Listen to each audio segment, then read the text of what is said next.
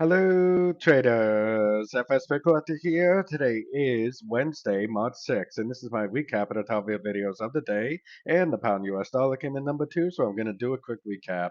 If you'd like to see my full top-down analysis on the pound dollar, make sure you check out the video I made this morning, linked at the end of this video over here.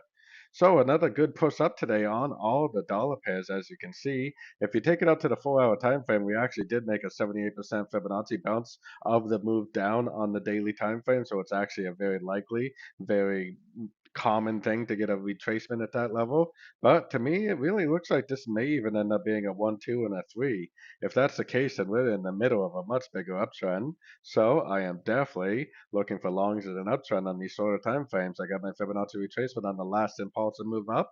I'm doing the same thing I'm always doing. I'm looking for preferably 3 waves down.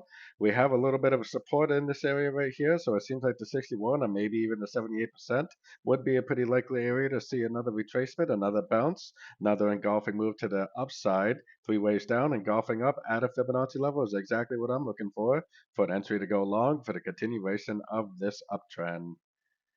So don't forget to join my free Discord channel. The link for that is on the screen and in the description. Thanks and happy trading.